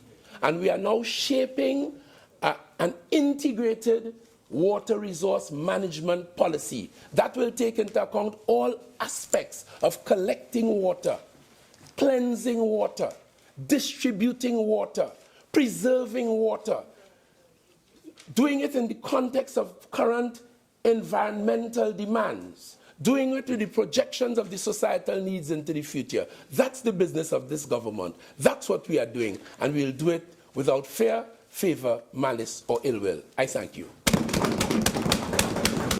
Senator Mahabir, you have 5 minutes. Thank you very much, Madam President. Madam President, it reminds me of the old days when Senator Hinds was with me in the Senate, so that there's always a level of action one could imagine. But let me get down to what is the crux of the matter. Senator Ramdeen has raised a very valuable point, and that is there are some communities, he mentioned Fullerton, Ikaka, Cedrus. I think those are some of the rural communities which have not been in receipt of water for a number of days, if not perhaps even a month. This has to be of concern to us in the national community. We are in a very dry period, and water is a basic necessity. How do we solve the problem? The Honourable Minister has given us, Madam President, a schedule, but may I recommend the following in the short period of time that I have? I know it is going to be costly to actually truck the water to various communities, but we do have a military with military transport, and if certain areas can be deemed to be emergency areas, I am sure we can make use of military vehicles, which would be of really little or no cost to the state to transport the water to some of these communities. One thing we have not been doing, the Minister alluded to, is what Israel has been doing, is desal plants with very small capacities. Could we consider now for some of these rural coastal communities in Trinidad and Tobago, which may be water deficient, some of these 10,000 gallons per day desal facilities? It's something that could go into the planning framework of OWASA. Another issue is that not all water, Madam President, has to be piped because the piping structure can result in a lot of leakage, a lot of loss. The old-fashioned drilling of wells in rural communities, where wells with purified water can then form a water source, so that communities will not have to go more than a few days without the water. And in Trinidad and Tobago, the Minister indicated that we have 4 reservoirs, but we do have a situation where there is a rainy season with a huge amount of water being wasted and a dry season where our reservoirs run very low. And I think we ought to give consideration now for the long term. So for the short term, military trucks to transport the water. For the communities, it can alleviate the problem. And in the long term, could we consider, as a matter of national policy, a number of smaller reservoirs, man-made lakes in the country, which will capture the runoff floodwaters in the rainy season, so that we can expand the pool of fresh water inland Trinidad and Tobago, from which we will then ensure one thing: we have adequate supplies of water regardless of climate change, and second, we will then be able to either truck that water or pipe that water to the communities. I think if we were to look at it in the short term via truck-borne water, and in the medium and long term via well water and desal plants, we will go some way towards solving this problem and ensuring that all of us have access to water on a daily basis. I thank you, Madam President. Madam President. Madam President, I think it is an accepted truth that the only difference between us on this planet and every other planet in our solar system and beyond is that we have water. And because we have water, water is that which sustains life. But what is an even greater irony is that we live on an island. So imagine you are living on an island, which by definition means it is surrounded by water, and a very small island with 4 dams. And in the year 2017, in this new millennium, we are here quarreling about water. Something must be seriously wrong with this country. So after my learned friend, Senator Ramdeen, moved the motion, I expected to hear from the minister opposite exactly how we intend to reach first world status with respect to water. And it seems as though we live in 2 Trinidads. There are 2 Trinidads in this country, which I'll come to shortly.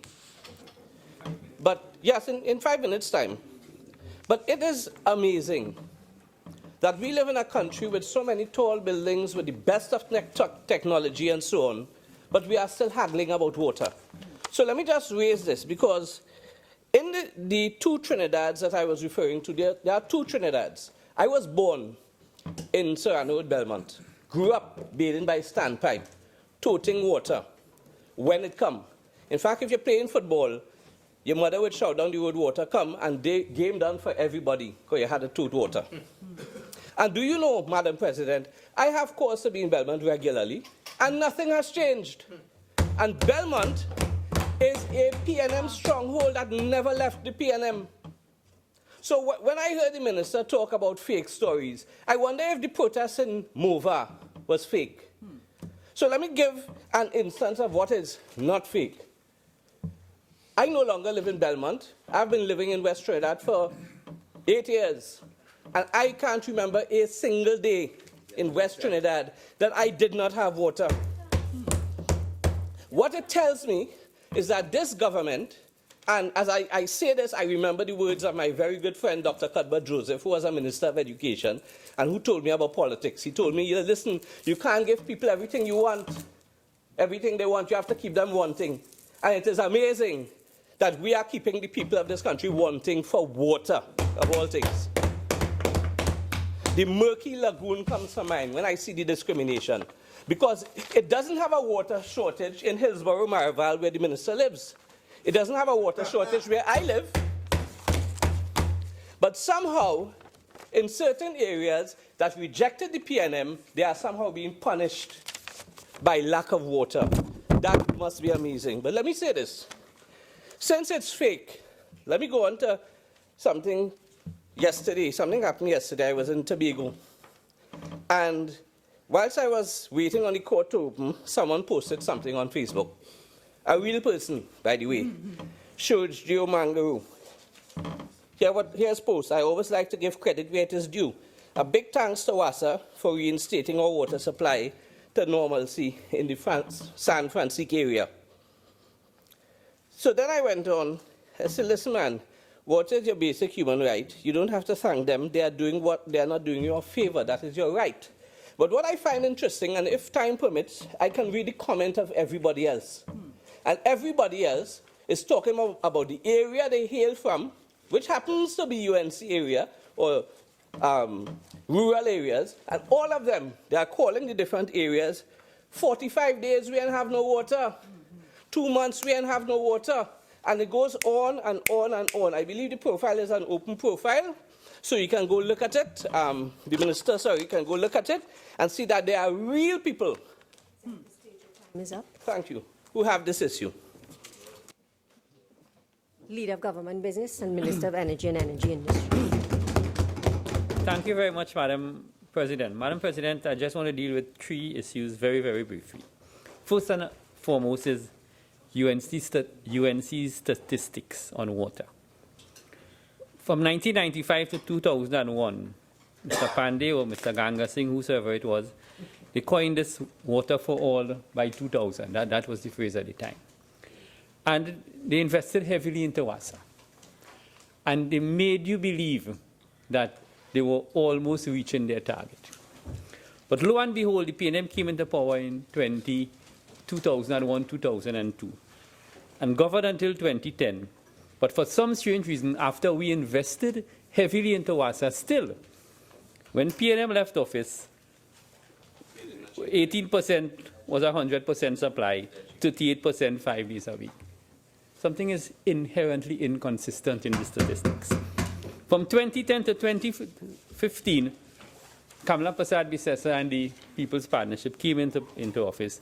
When they demitted office, all of a sudden, 60% 24/7 and 80% 5 days a week. I assume you include the 60%, so that also qualifies. So I'll clarify it for you, Mr. Ramkissoon. And then into that.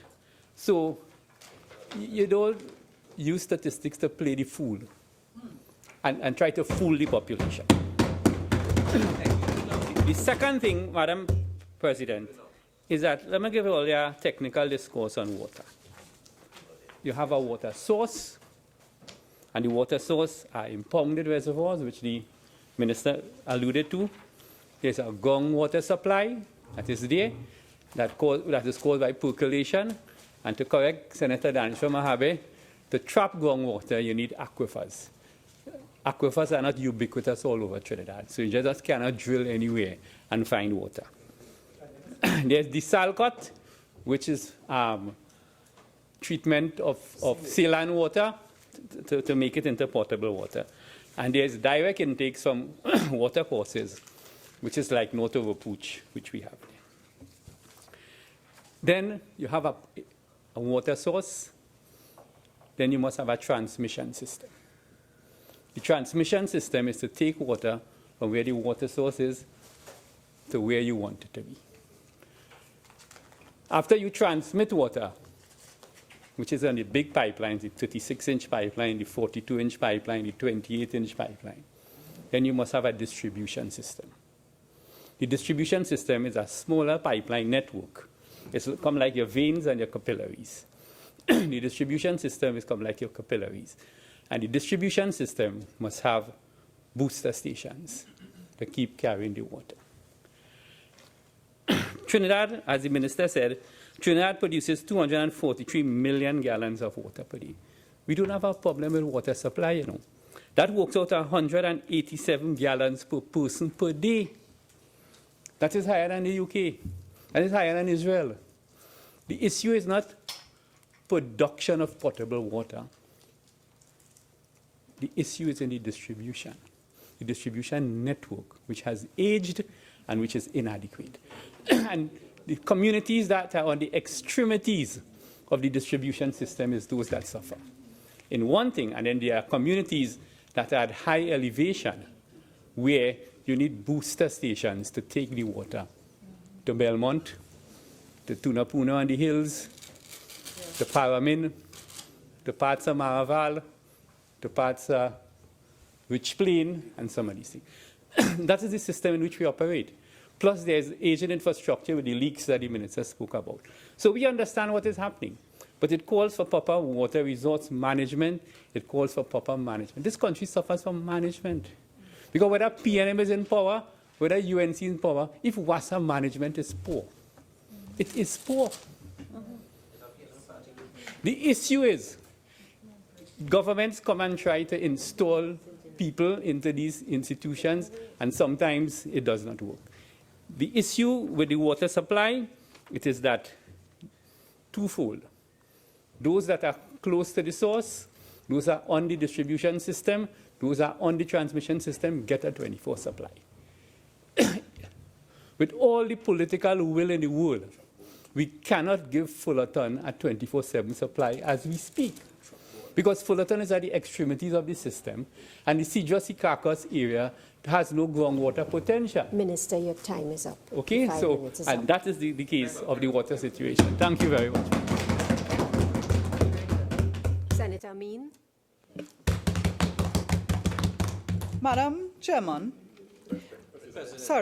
Madam President, I stand in this debate as a resident of Evergreen, Karapo, that has had no water for more than 3 weeks. And I listened to the response of the minister, and I listened to the response of the minister, and his arrogance is exactly why people have such a negative attitude towards governance and politicians in Trinidad and Tobago. Madam President, at the end of this 1 hour of discussing this very critical issue, the people of Evergreen, Karapo, the people of all the other areas throughout Trinidad that were mentioned in this debate do not have a sense that the minister has the problem under control or has a clear way forward.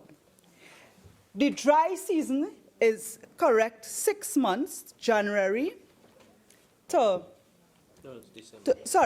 6 months of the year, you have the dry season, 6 months the rainy season. 4 months into the dry season, the minister holds up a document which he says is a schedule that WASA, he worked out with senior officials of WASA sometime recently. I got the impression it was over the past week. 4 months into the dry season. Clearly, either the officials at WASA who are responsible, who are reporting to the minister, or the minister is failing in ensuring that water gets to the people of this country. The fact is that there is a problem.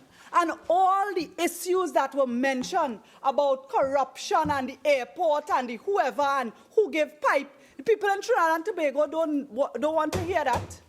When they have no water to bathe in the morning and they have to go by a friend, I spoke to a journalist yesterday, a professional woman who lives in Mova, by the way. She told me she spent $40 in water that day to buy bottles of blue waters to bathe. And you know what she was asking? She wondered if the government is working in the interest of the owners of the water company. So the fact is the problem exists, and there are places and spaces to talk your politics and talk your rubber talk and your big time talk. There are places and spaces for that. But when you are dealing with an essential thing such as water, the minister had 20 minutes, and these are the nauseating things that people face when they expect politicians to solve real problems. The water shortage, whatever you want to call it, whether you want to call it a shortage or not, the fact is that the lack of water for weeks at a time, in some cases months, the fact is it exists. The fact is I am not satisfied that the minister is currently addressing the situation. And this evening, really, I am sure that all those areas where people, whether they voted for the UNC, it's not UNC people alone, because the PNM is known to be devious and abusive of their own constituents. I saw a newspaper article where the MP for La Hoquita Talparo, a member of the government, said it was a fake protest. Weeks the people have no water. All these people cannot be faking. And when I see a man such as the Honorable Minister of Public Utilities, who has served in office and served in government for so long, these are the examples of why people despise politicians. Because you use the opportunity here to come and talk all kind of things about all way back 20 years ago and things that are totally irrelevant, and you still have not given an answer. And this very minister has come under fire from his own political leader and own prime minister for not performing, for not going out. He was fired as a minister from another ministry for not going out and dealing with people and staying here in his office. And today he comes again with his incompetence. Madam President, I live in a community. I don't live in the West. I don't live in those areas that are one of those areas that might be considered a priority. Time is up. Thank you. Senator Ramkissoon, you have 4 minutes. Madam President, I might just take 2. Madam President, all I wanted to just add is I understand the issues with no water because I also face that case being from South Trinidad. It is a real issue, and without water, it is just very, very difficult to do basic things. People cook, wash, everything you need water for. It's just something that happens, and this heat is not helping the situation. Now, what I really wanted to add to this discussion is Senator Khan alluded to the management of WASA. Sitting last term on the PAAC, we had a public hearing and a report is laid before Parliament where WASA was one of the entities that came before the committee. And they boldly said, the management said, that they were implementing recommendations from 2008. We are in 2017. Now, yes, underground piping is very difficult. We understand that. But we're in the dry season. What is it that we're doing now that is going to be different? We understand that crime, the people are stealing truck-borne water. It is now a market, but really that's not helping anyone. We need to know what can be done now. We feel a shortage, Minister, even though you don't feel it. We feel a shortage because we're not getting water in our pipes. Thank God for tanks and pumps. Now it's a necessity to have in your home. So it is what is happening now. What are we doing differently? We have water that is not under control. Maybe the management needs to do something different because I was listening to an 8 o'clock program, a call-in program on television this morning before I came to Parliament, and about 4 callers called in with major leaks in their areas that WASA was not addressing. And they said 2 months old. Now, I don't have that case, but they said they made reports and no one was coming to their home. So again, it's a situation that WASA needs to look at because they can't be wasting water with one hand and then tell us to conserve with another. So that's just the points I wanted to raise at this time. Thank you.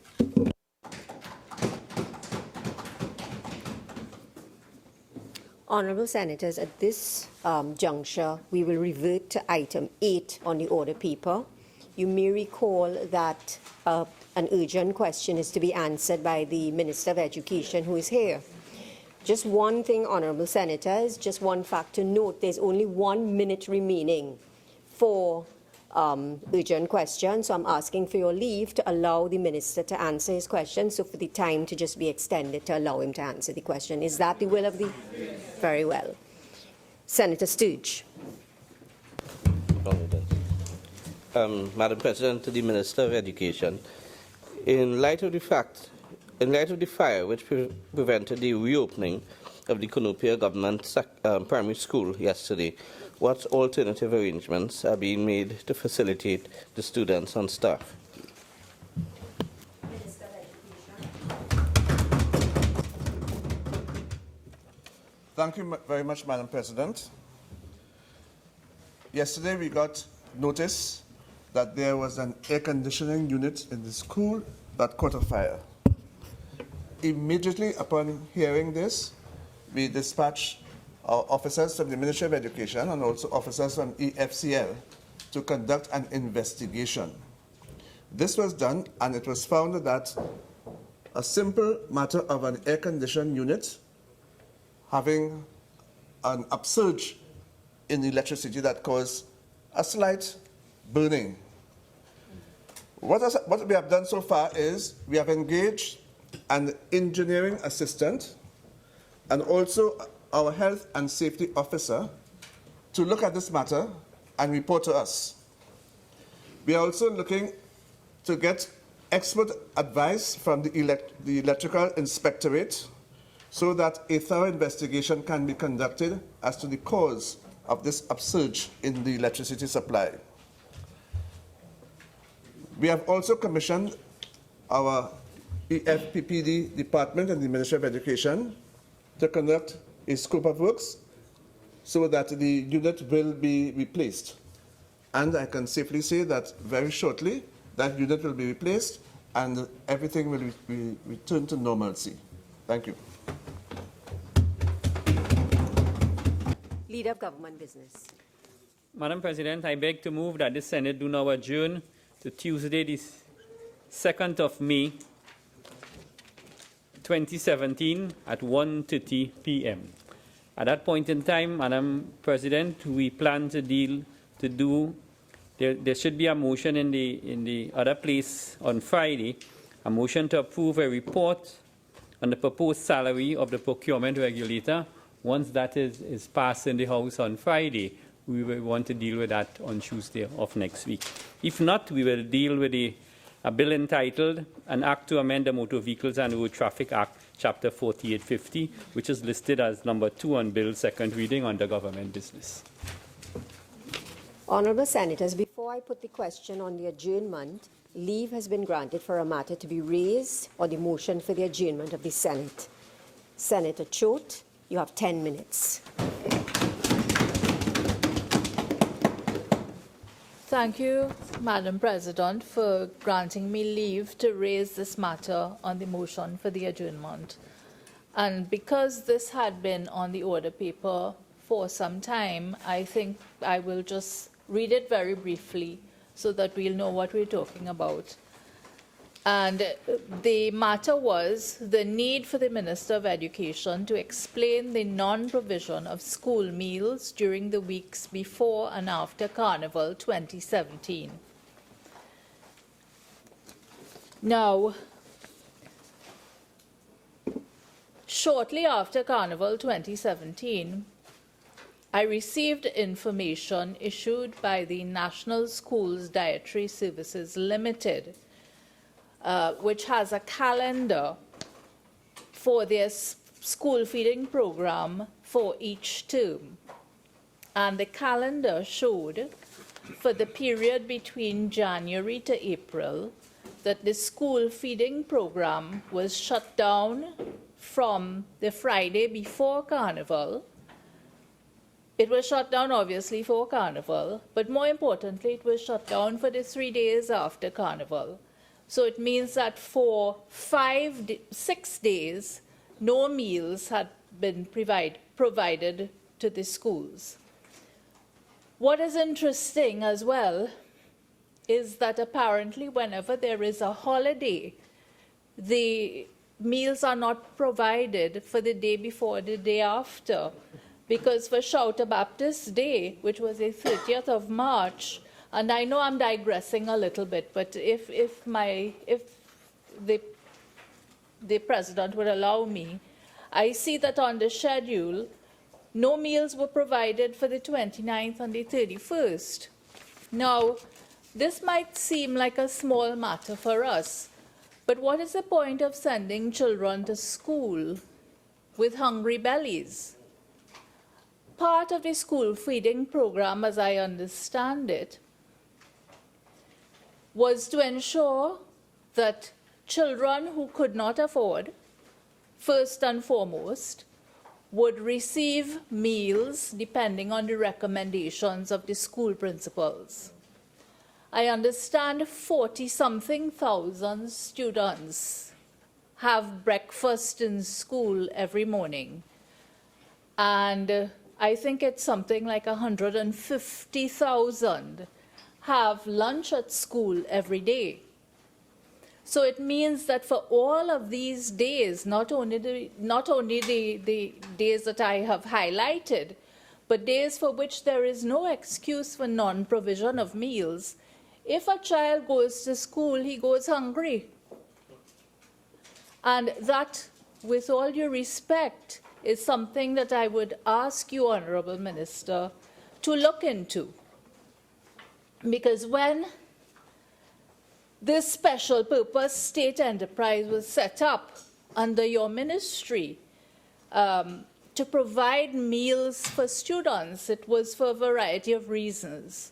Not only to make sure that our children were fed so that they could learn and study and excel, it was also to ensure that we could use it to kickstart our agricultural sector, because we use locally produced material in the meals that are prepared.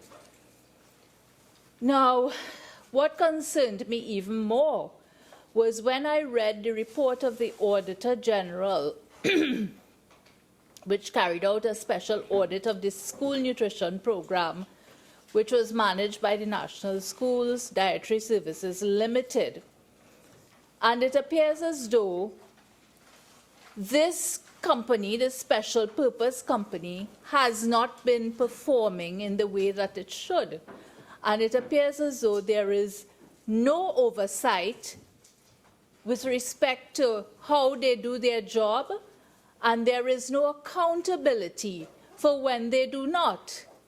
Now, I noticed that in the last budget, the school feeding program, and I use it loosely, received less money. What I would like to find out, is this the reason for these children not getting food in school? And if so, were they notified before? Were the schools notified before? Were the principals told that on these days, the days before public holiday or the day after public holiday, are the schools and the principals, I beg your pardon, are the schools and the principals being told that they will be sending no meals to the schools for these children? Perhaps that is related to some of the bad behavior that we are reading about in the press. Now, the Auditor General's report also concerned me because it pointed out that there was significant wastage in the school feeding program, and I cannot understand that, because how can you have wastage of meals and at the same time cut back on the number of meals that you are supposed to be giving, legitimately giving the schools? All these things concern me. And the Auditor General said, really, there is no data because no data is collected electronically or otherwise. So has any mechanism been put in place to have some kind of oversight of this facility? Now, I ask all these questions, but I do have a fundamental problem with children going to school with no food in their stomachs. That is unacceptable by any standard, and I don't think anybody should stand here and try to excuse that. That there should be an apology for that, and those who made those decisions should be held to account. Thank you, Madam President. Minister of Education, you have 10 minutes.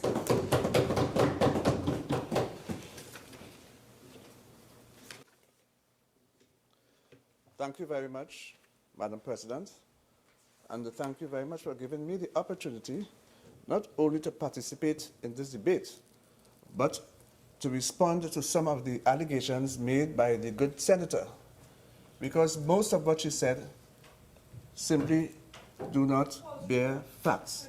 Senator Ameen, please. Let me, from the very beginning, say and inform this Honourable House that the school feeding program is really an integral part of the education landscape in Trinidad and Tobago. We, on this side, view the school feeding program as essential. It is our objective to ensure that our students are given the right diet, the right food, and the right encouragement, so that the quality education that we provide, they will be able to benefit from it. It is our intention, Madam President, to ensure that we are responsible in everything that we do, including the provision of meals. Let me state quite clearly what has been happening with respect to the week before Carnival and the week after Carnival. Historically, the week before Carnival, on the Thursday and the Friday, the principals have been writing to us asking either for a reduction in the number of meals or no meals at all. And the reason for this is that they have been telling us that a number of programs have been planned in their schools that will negate the need for having meals served. In some instances, there are activities in the school that form part of their fundraising activities, and because of that, they ask that no meals be served, historically. This year, 2017,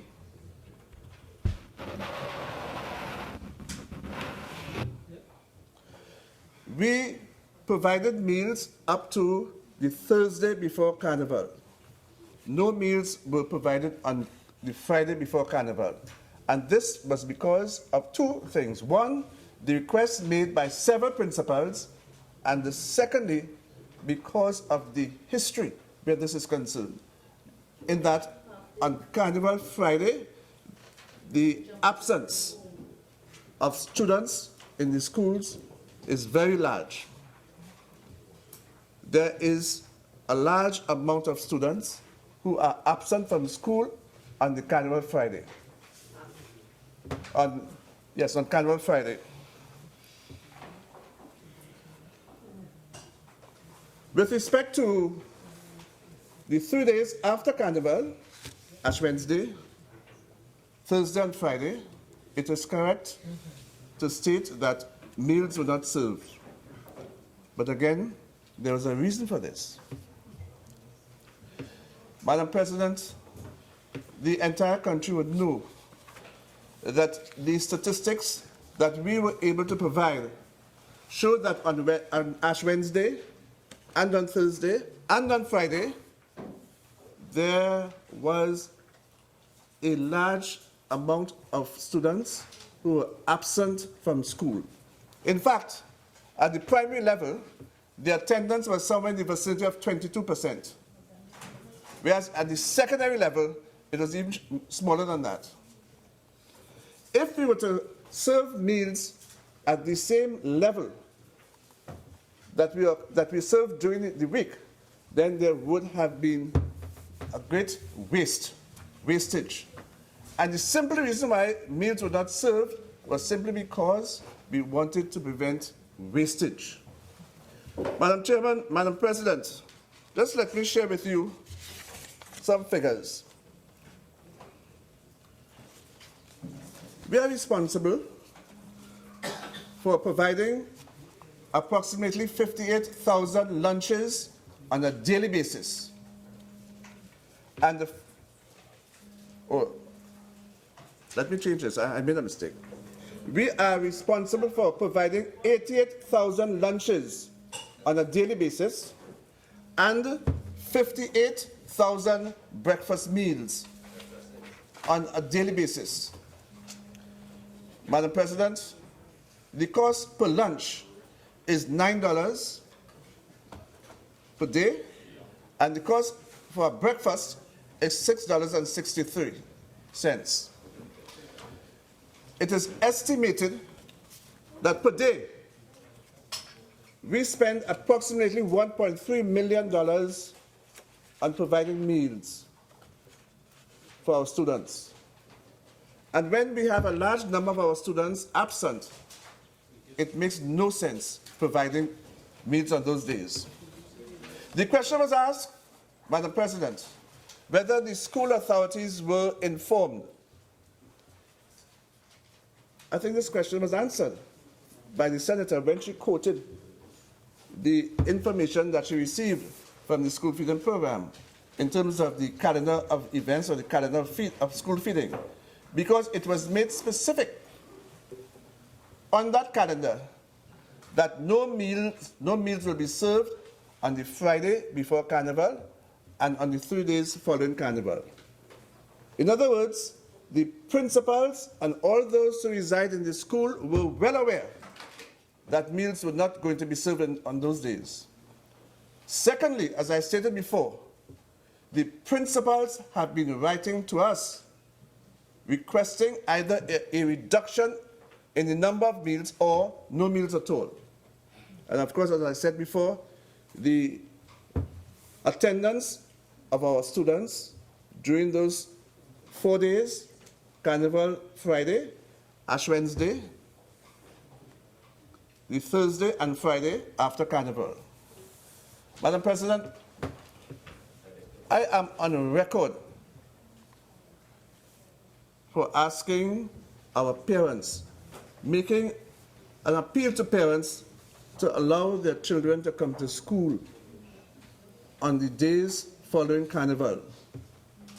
I have been pleading with parents, please send your children to school. And if the parents listen and they follow these instructions or they follow these pleas, I can give you the assurance that meals will be provided for every child. Thank you very much. Honourable Senators, the question is that this Senate do now adjourn to Tuesday, the 2nd of May, 2017 at 1:30 p.m. All in favour say aye. Aye. Any against? The ayes have it. This Senate now stands adjourned to Tuesday, the 2nd of May, 2017 at 1:30 p.m.